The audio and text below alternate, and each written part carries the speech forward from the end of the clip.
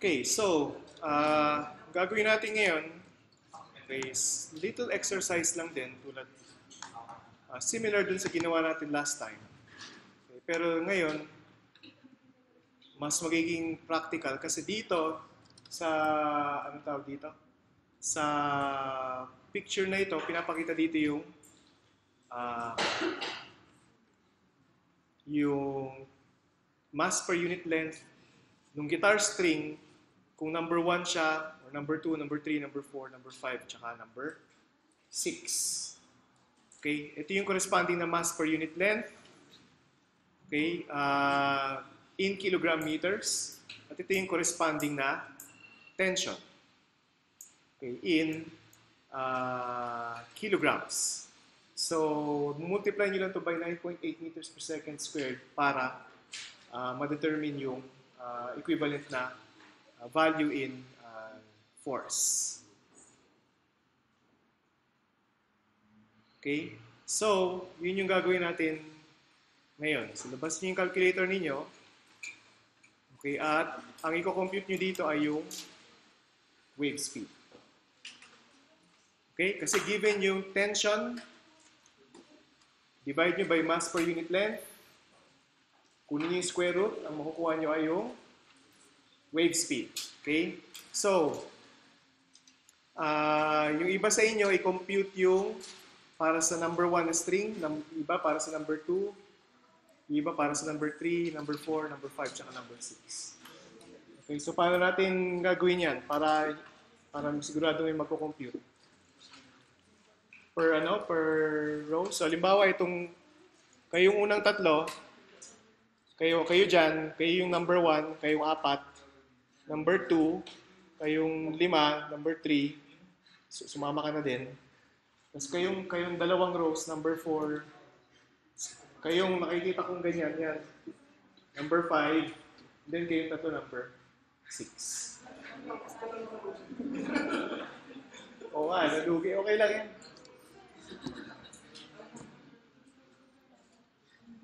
Okay, so i-compute nyo yung wave speed. Okay, tapos itatabularize natin yun.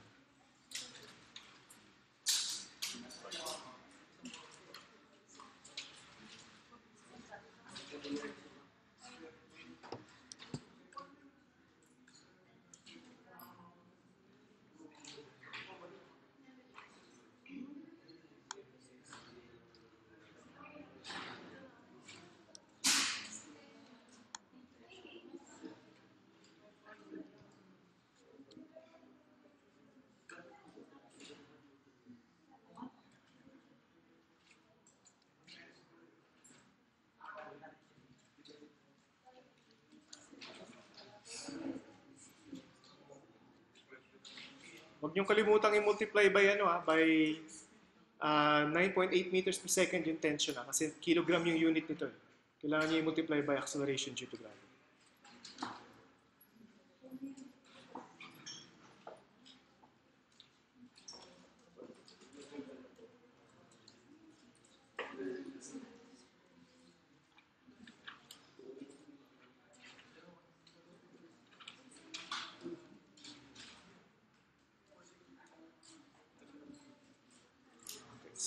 Sinulat ko na dyan.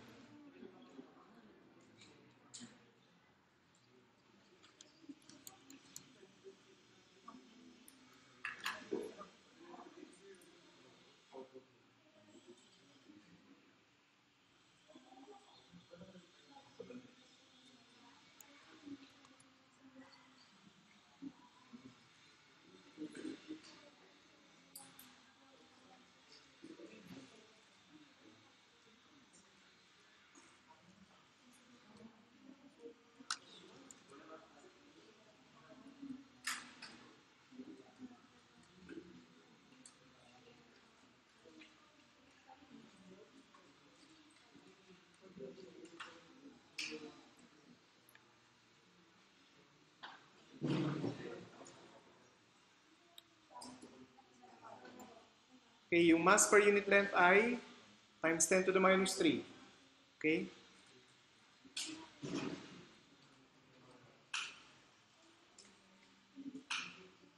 Okay na? May values na kayo for velocity?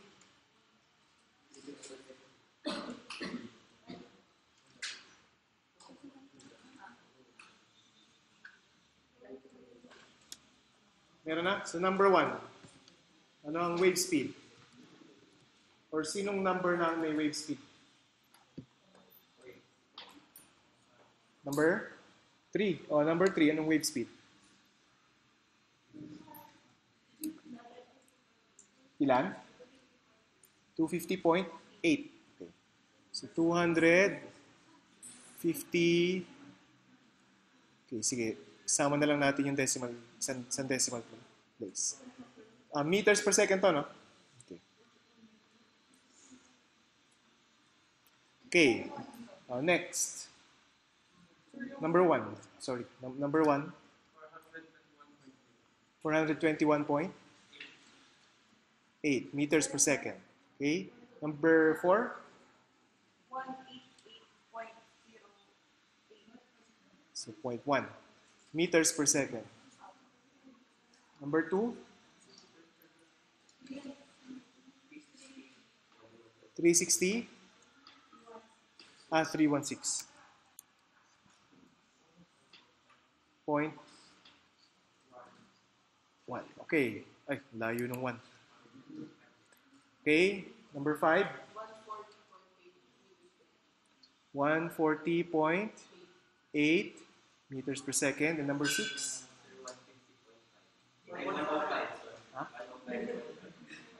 105.5. Okay? Okay. So, anong napansin nyo dito? Of course, yung velocity ay decreasing. Alam nyo kung bakit? Well, yung tension more or less are the same, pero yung mass per unit length niya ay nag-increase. Okay? Oh, obvious naman na nag-increase yung mass per unit length. Kung kayo nagigitara, yung number 1 yung pinakamanipis, yung number 6 yung pinakamakapal. So, ina-expect nyo na yung wave speed para sa number 6 ay pinakamabagal. Right? Okay, so pag ganitong nakita nyo, bawa ito yung exam, ano? So, ganitong nakita nyo yung result, matuwa kayo kasi ito yung nangyayari talaga sa tunay na buhay. Right? Okay. Ngayon, i-compute natin dito na susunod ay yung wavelength. Okay? Yung ilang waves meron sa isang buong length ng string. Okay? Ngayon, kailangan nyo yung frequency. Tama?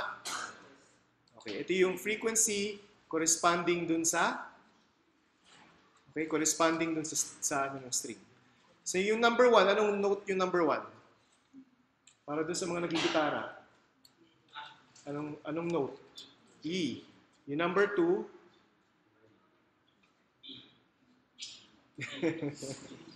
B or G?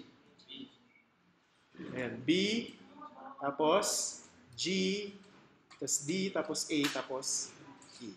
Okay? So, B, G, D, A, E. Okay?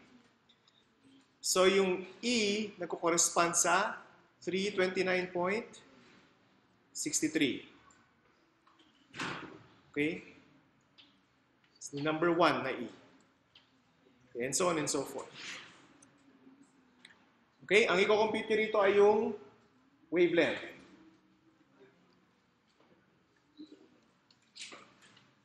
Meron na? Meron ng values? Sige, number 3, no? 1 point? Ay, oo nga.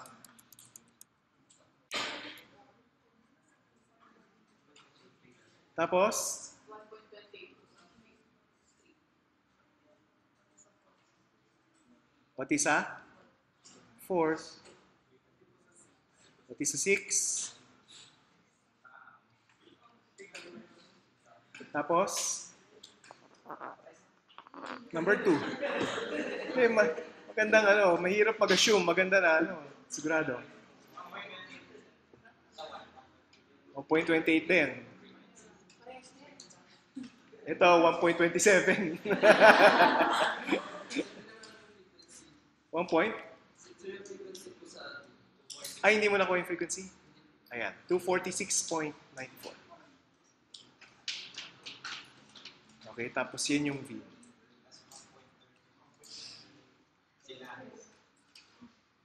One point.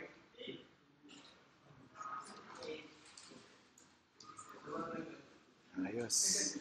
Okay, then. At least sigurado tayo, hindi tayo nag-assume. Right? Right? Ano ibig sabihin ng 1.28 na yan? Well, of course, yan yung wavelength nung wave. Tama? Pero gaano ba kahaba ang isang gitara? It's not more than 1 meter, di ba? 1 meter, ito, ganyan ba kahaba ang isang gitara? Hindi, di ba? Alam niyo kung gaano kahaba ang gitara? Pag nagigitara kayo, actually, wala kayong pakialam. Tama? Kasi ang gusto niyo lang ay yung music. Okay, 25.5 inches or 648 millimeters or 0.65 or 0.65 meters. Multiply niyo yung by 2, approximately 1.3. Naintindihan niyo? Okay, so anong ibig sabihin nun? Ang length ng gitara is 0.65 meters. So, halimbawa, ito yung buong length ng gitara. Oops. Okay, hanggang dun sa bilog. Okay, nandito yung, dyan nakalapat, ay baliktad, ano? Andito pala yung bilog kasi nandito yung bridge, di ba? Kung saan yung kinakabit yung string, tapos nandito yung kabilang bridge. Okay? So yan, yung buong length na yan is 0.65 or sabihin natin 0.64 para kalahati ng ano. So ibig sabihin, ang wave na may enclose lang dito sa length na to is just 1/2 wavelength. Kasi ang wavelength is 1.28, ang kalahati ng wavelength is 0.64, and it's exactly the length of your guitar. Right? Right? So ang itsura ng wave or ng string ng gitara, pag yan ay nagba-vibrate, ay kalahating wavelength lang. Hindi katulad ng mga makikita nyo sa YouTube pag tinignan ninyo na merong mga maliliit na waves. Okay, so it's just a single or half a wavelength. It's exactly yun nandun sa, okay, sobrang dami na ng windows, hindi ko na alam kung nasan yung, ito. Okay, it's exactly yun nandun sa picture na nandun sa yak. Ganyan ang itsura ng wave, ng string ng guitar pag yan ay pinlock ninyo. Okay, according sa calculations natin. Okay? Well, of course, sa tunay na buhay, ganyan din naman talaga yung nangyayari.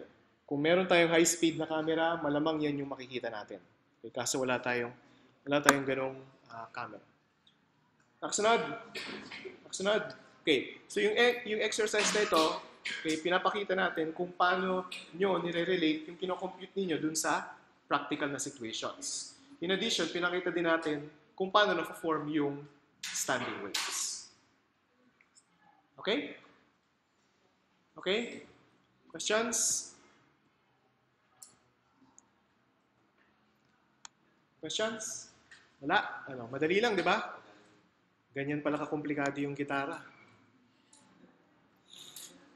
Okay, itong ano na to, image na to, pinapakita lang yung dalawang waves na nagmo-move to the left tsaka to the right, and then nagsuperimpose. Pero syempre, mas cool yung ginawa kong MATLAB na file kasi gumagalaw talaga yung gumagalaw. Dito hindi siya gumagalaw. Okay, mathematically, anong itsura ng dalawang waves pag in-add ninyo? So sinabi natin na pag nag-move towards the left or towards the negative x-axis yung wave, positive yung sign nung sa time variable. Negative naman yung sign sa time variable pag nag-move siya towards the positive x-axis. Tama? Ang superposition nila ay yung sum lang ng dalawang waves. Agree? Agree? Okay. So pag in-add niyo yung dalawa na yan, mathematically, ang makukuha ninyo ay ganito.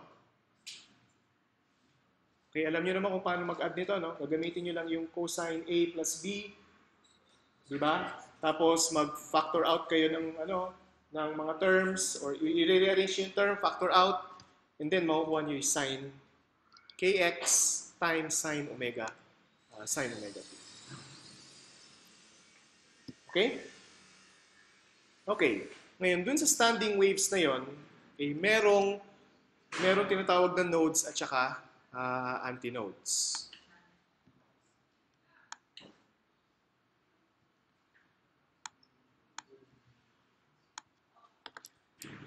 Okay, so, kung halimbawa, ganito yung nakita nyo kanina. Oops.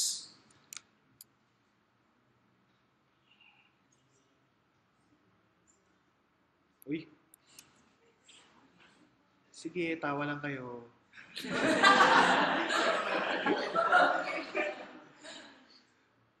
Okay, ganyan. Sa wakas. Okay, ang tawag dito ay nodes. Ano spelling ng nodes? At saka, ang tawag naman dito ay antinodes. Okay? Okay? So sa nodes, yung sign o yung superposition ng wave ay equal to 0. Tama? Pero sa antinodes, ang superposition nila ay equal sa 2a. Okay, and remember na yung x-axis is position, hindi time. Okay?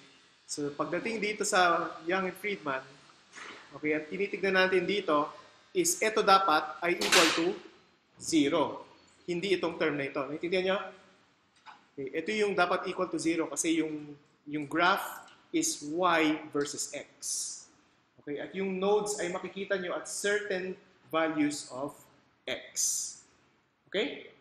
Okay, so ito yung isa-set nyo to 0 ngayon.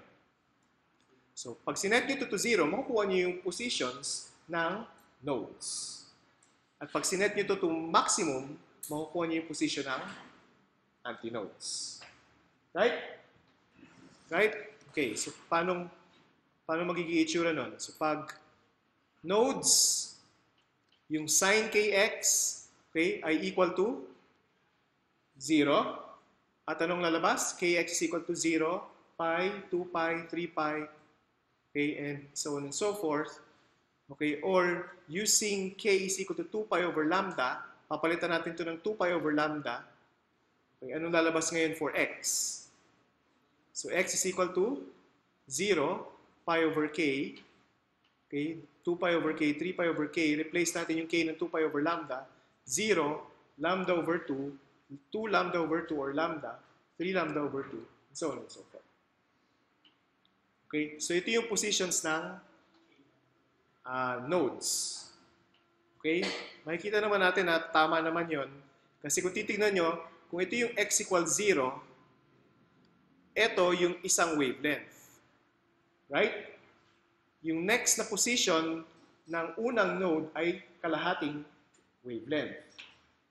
Yung second na position ng node ay isang buong wavelength. Right? And then yung third na position ng node ay 3 halves ng wavelength, and so on and so forth. Gets? So, consistent siya dun sa na-derive kanina. Ay, lambda over 2, lambda, okay, 3 lambda over 2, okay, and so on and so forth. Nakasunod? Nakasunod? Yes? Okay. So, yan yung position ng antinodes. Siyempre, madali nyo na rin malalaman kung nasa na position, nodes pala. Madali nyo na rin din malalaman kung nasa yung position ng antinodes kasi it's somewhere in between. Right? So, lambda over 4, 3 lambda over 4, 5 lambda over 4, okay, and so on and so forth. Right? Okay? Okay. So, knowing yung mga positions na yan, pwede na natin ngayon i-compute, okay, yung anong tawag dito? Tinatawag na normal modes of a string. Okay? Modes of vibration nung string. Okay, so, given yung length ng string, okay, yung length ng string ay dedepend dun sa wavelength. At saka kung anong mode of vibration siya. So, yung n corresponds to the mode of vibrations. Pag sinabing n equals 1, okay, ang mode, yun yung first mode of vibration. Okay, ang tawag dyan ay fundamental, ay hindi pala, sorry. Mamaya pala.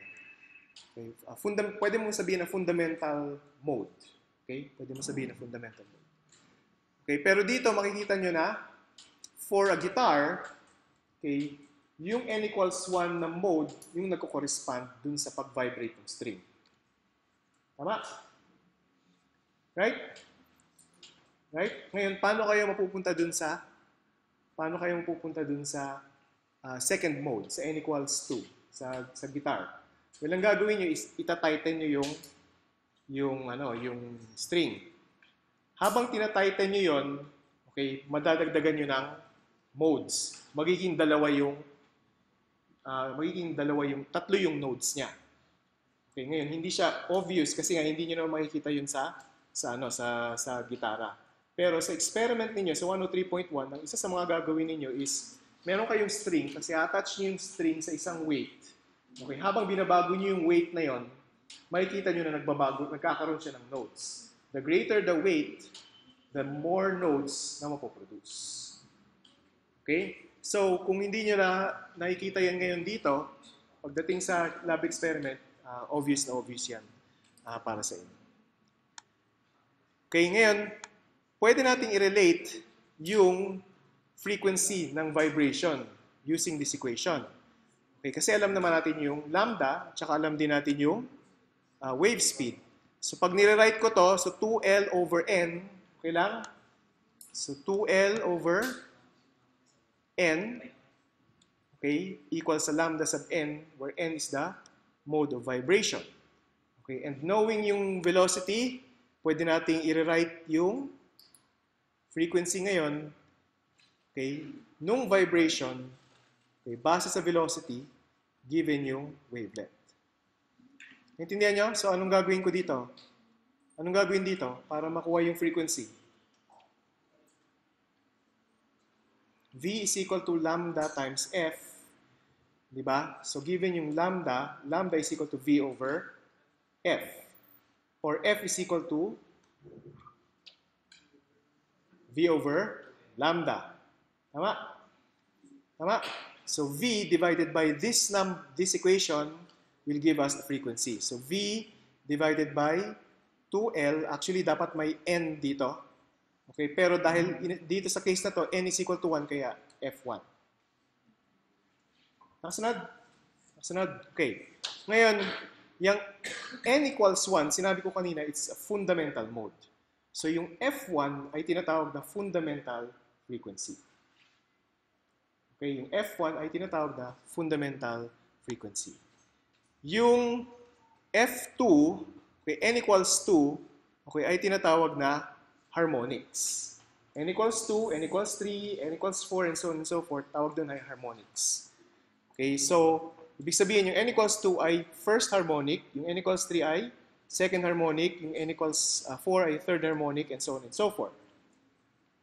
Okay, ngayon, anong significance ng harmonic? Marunong ba kayong kumanta? Stupid question ba yun? Magaling naman. Yan, ganun dapat ang sagot, di ba? Sino yun? Sino yung sumagot? Ganun. Marunong ba kayo kumanta? Marunong na. Ganun, di ba? Alam niyo ba kung anong... Sige nga, kantahin niyo nga kung ano yung C.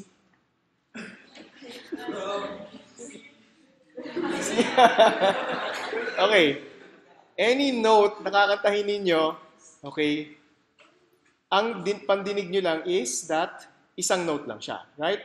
Halimbawa, pag pinlock nyo yung guitar, pag pinlock nyo yun, isang note lang din yan. Yun yung pandinig ninyo.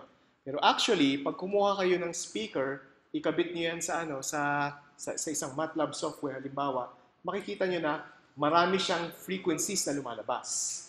Pero yung pinakamataas na frequency ay makikita nyo sa fundamental frequency, which is yung note na naririnig ng tenga ninyo. Yung kasunod na lumalabas na frequency ay yung first harmonic. Yung kasunod ay second harmonic. Yung mga amplitudes ng harmonics, sobrang baba kumpara dun sa fundamental frequency. Kaya ang naririnig lang ng tenga ninyo ay yung fundamental frequency lang. Okay, pero any note na ipoproduce ninyo ay merong harmonics yan. Okay, meron yung harmonics. Ngayon, although ang music ang pinag-uusapan natin dito, it applies to any type of waves. Okay? Kung akala nyo may pinuduce kayo na wave that has this frequency, yung wave na yan also has harmonics. Okay, parating may harmonics yan. Ngayon, paano nyo masasabi yan dun sa ano? Paano nyo masasabi dun sa tunay na buhay? Okay, napansin nyo ba na ano? Pag umaga, or paggabi, okay? Sobrang tahimik kumpara sa pag-umaga, pag marami yung traffic. Napapansin nyo ba yun o hindi? Ano yung proof nyo na ganun ngayon nangyayari? Dahil lang wala kayong naririnig? Ganun? Ako, ang proof ko is that, kasi katabi lang sa kalsada yung tinitirahan ko. So pag may dumadaan na sasakyan pag umaga, ang ginagawa ko, yung volume ng TV, tinataasan ko talaga. Anong tawag dito? Pag alis ko ng bahay, i-off ko yung TV. Pag uwi ko sa gabi, pagbukas ko sa TV, sobrang lakas ng volume niya. Okay, bakit sobrang lakas? Kasi yung noise na galing sa labas, wala na. Di ba? Hindi na siya nag-add up dun sa volume nung TV. So doon, okay, doon natin ma-realize, okay, na paggabi, sobrang tahimik kumpara sa pag-umaga. Kasi sa umaga, nag-add up lahat ng noise dun sa volume ng TV. Okay, ngayon, saan galing yung noise na yan? Okay, tulad ng sinabi ko sa inyo, each note or each wave na napoproduce ay merong harmonics. So pag umandar yung track na yan, maririnig niyo yung note corresponding dun sa engine ng track, pero meron yung harmonics. Okay? So kung marami silang track, even yung harmonics mag-add up. Ngayon, dahil hindi sila pare-pareho ng frequency, okay, pero mag-add up pa rin sila, ang mangyayari is meron kang waves na sangkatutak na frequency. Yun yung tinatawag nyo ngayon na noise. Okay? So, dito, ang pinapakita natin dito ay waves as a function of position. Okay? Pero ang sinasabi ko ay, pag ginraph nyo yung wave as a function of time, okay, makakita kayo ng maraming noise. Pag ginraph nyo yung wave as a function of frequency, okay, makakita kayo ng maraming peaks din. Okay? So yan yung noise ninyo. Yung noise na yan is a result of superposition ng mga harmonics. Okay? Okay? So ang daming nangyayari, no, pagdating sa sound. Of course, yung level na yan bumababa. Tulad ng sinabi ko sa inyo, pagdating sa gabi. Okay? Kasi wala naman na yung nagpo-produce ng noise na yun. Okay? Questions? Yung mga BS Math, nasa na kayo sa ano? Alam niyo ba yung Fourier transform? Fourier. Kung tinatanong niyo kung ano yung Fourier transform, so sinagot niyo na yung tanong ko. So hindi niyo alam kung ano yung Fourier transform? Hindi pa. Okay. Hindi pa kayo nag-Fourier analysis? Di ba yung Fourier analysis kayo? Or may functions? Wala pa kayo doon? Pero kayo meron na, no?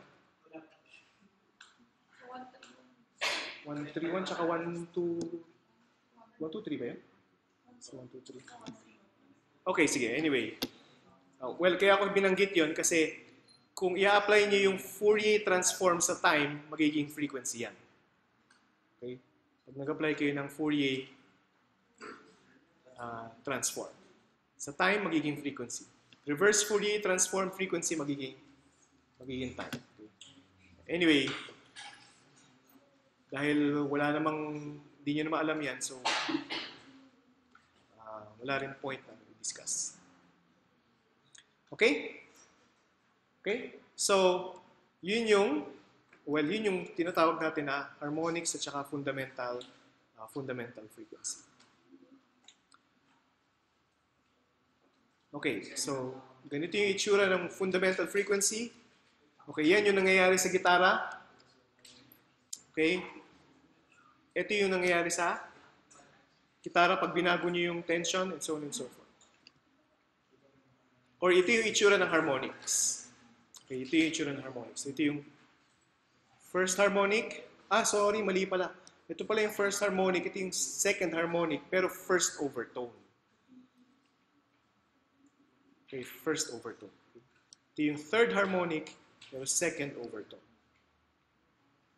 Yung daming terminologies. Ano? Kasi actually, itong concept na to may sariling branch yan sa physics. Ang tawag doon ay acoustics. Okay, at ang ginagawa lang doon is pinag-aaralan yung sound. So, halimbawa, meron kayong room, okay, na gusto niyo i-amplify yung sound. Ano dapat yung dimensions ng room? Okay, ano dapat yung meron sa room? Anong material yung wall? Okay, and so on and so forth. Lahat nun ay pwede nyo pag-aralan using acoustics. Okay, at ito yung basic na physics na ginagamit. Okay? Questions? Hindi na natin kailangan i-discuss yung complex na standing waves. Okay, pero ito yung huling equation. Okay, this relates yung frequency directly dun sa tension at saka sa mass per unit length ng string. Kasi yung V, if you recall, is square root ng tension divided by mass per unit length. Okay, so makikita nyo na yung frequency is inversely proportional sa mass per unit length. Right? Yung frequency is inversely proportional sa mass per unit length. Ganun din ba ang nakikita natin?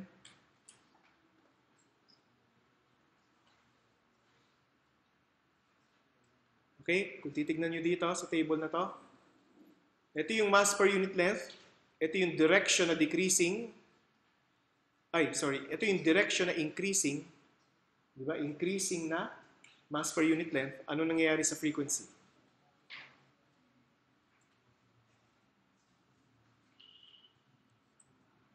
Okay, so pagpababa na ganito, ano nangyayari sa mass per unit length?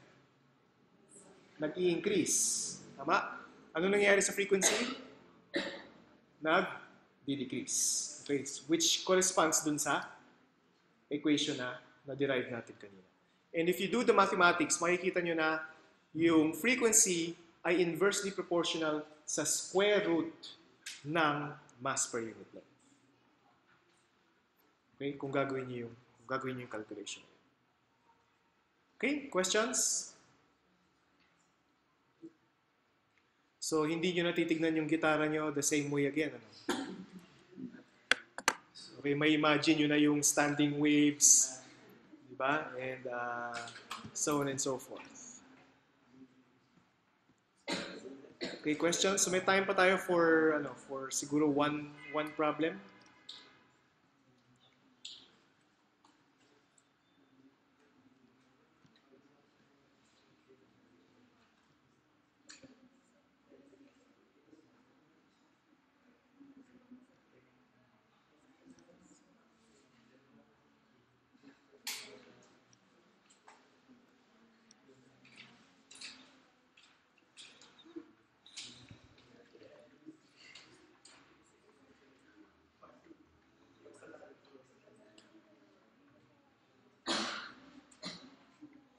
Okay, so standing waves, itong 15.33.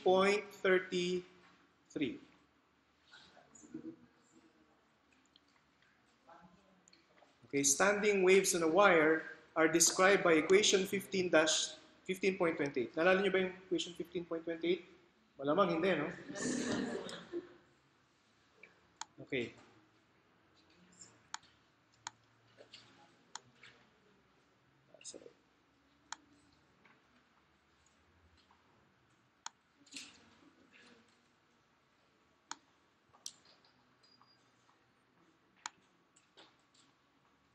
Ayaw nang lumabas.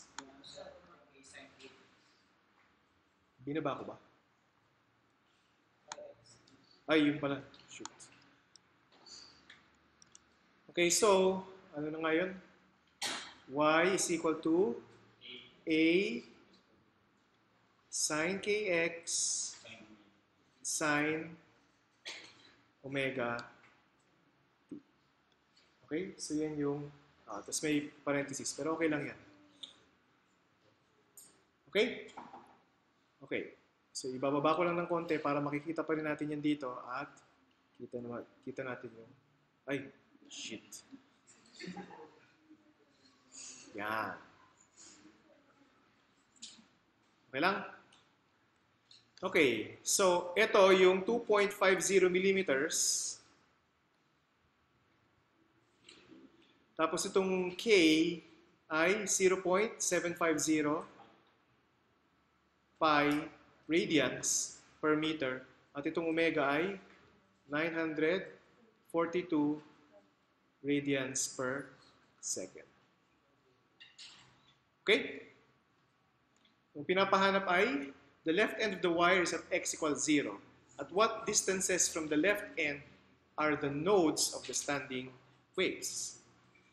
So sinabi natin, di ba, isa-set lang natin yung sin kx equal to 0. So makikita natin na it's actually, yung first node ay makikita natin sa lambda over 2, di ba? Na-derive na natin ito kanina. Pero ano yung lambda? Ang lambda ay makukuha natin galing dito sa K, sa wave number. Diba? Okay, so naalala nyo ba yung expression? 2 pi over lambda. So pag nag-multiply ako ng 2 pi dito, nag-multiply ako ng 2 pi sa ibabaw, so meron akong 2 or pi over K. Right?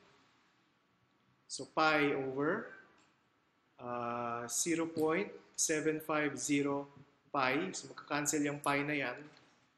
Okay, at ang matitira is 1 over 0.75. Okay, or 1.33 meters. Right? Tama? 0.75 is 3/4. Ano bang reciprocal ng 3/4? 4 over 3. Kaya 1.33. Okay? So yung next na node ay nasaan? Actually, ito yung n equals 1, di ba? Anong gagawin nyo? I-multiply nyo lang by 2. Yung third node nasaan? I-multiply nyo lang by 3. Kasi di ba dapat merong n dito. Right? Para makuha yung nodes. Okay, so dapat ito i-multiply nyo lang by n para makuha yung nth node. Okay, ganun lang yung kasimple. At, and then, what about yung antinodes? Yung antinodes, divide nyo to by 2, yun yung first na antinode. Tapos, dadagdagan nyo ng 1.33, yun yung second na antinode. Naintindihan nyo kung bakit 1.33? Yes? Okay. Dadagdagan nyo lang ulit ng 1.33 para makuha yung third na antinode. Okay, and so on and so forth. Ayos? Okay, sige, last na talaga.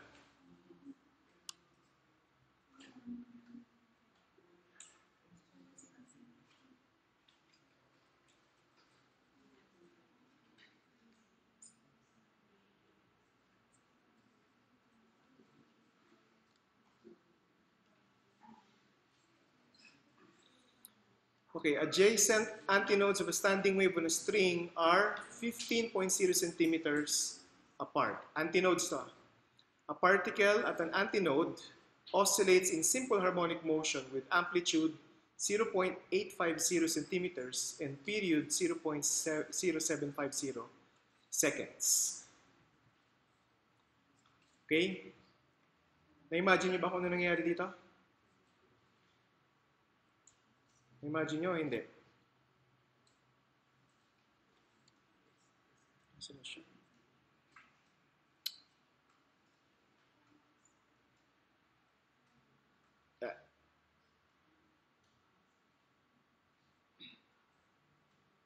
So, ito yung wave. Diba? At halimbawa, at t equals 0, ganyan siya. Right? Ito yung maximum niya na amplitude. Tama? Okay, yan yung t equals 0. Ano mangyayari dito? Di ba, pinakita natin kanina na mag-oscillate ito. Bababa siya, and then, babalik. Right? Yung time na yon na na-elapse, yun yung tinatawag natin na period. Right? So, magkakaroon ka ng standing waves as a result.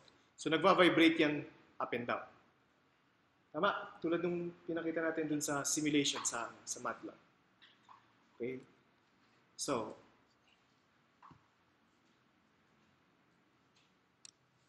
the string lies along the positive x-axis and is fixed at x equals 0. Okay, so how far apart are the adjacent nodes?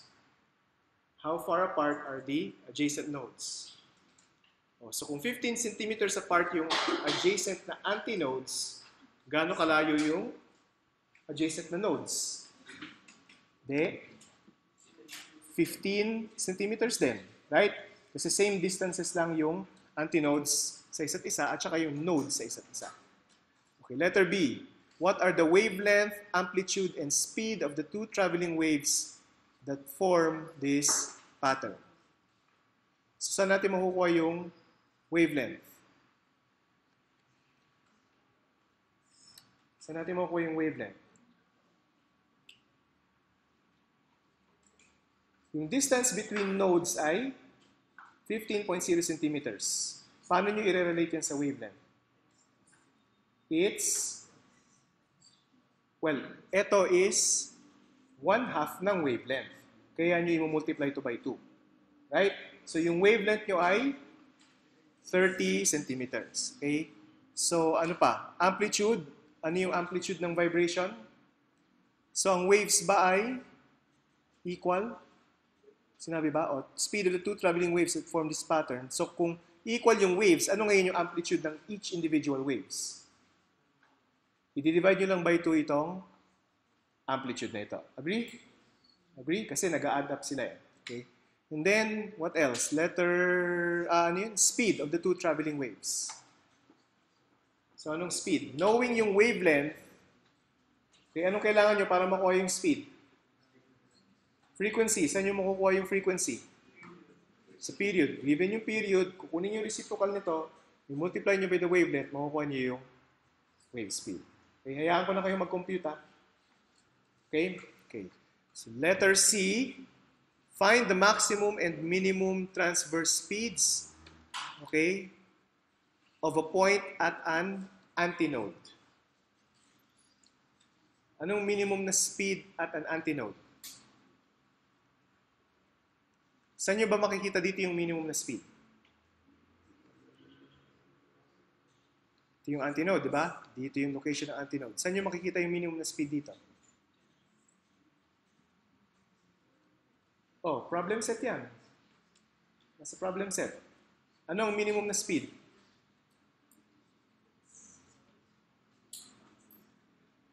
Well, ano yung range na lang ng speed?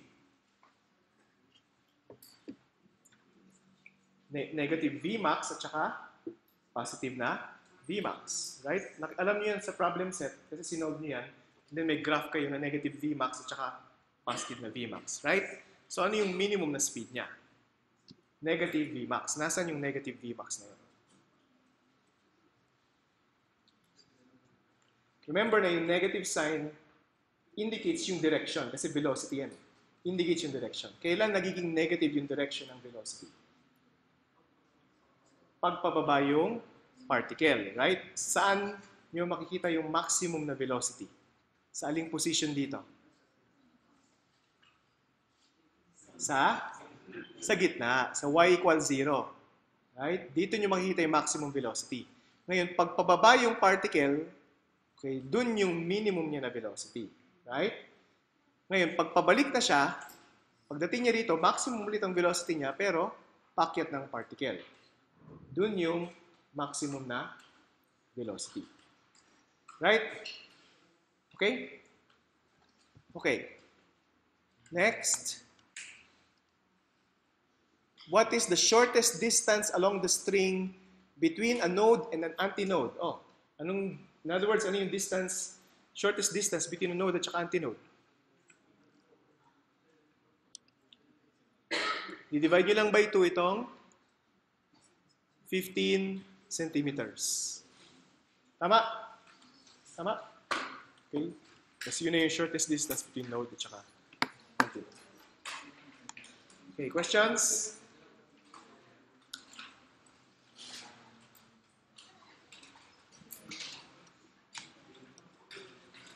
Questions? Wala. Okay, so next meeting, punta na tayo sa chapter 16.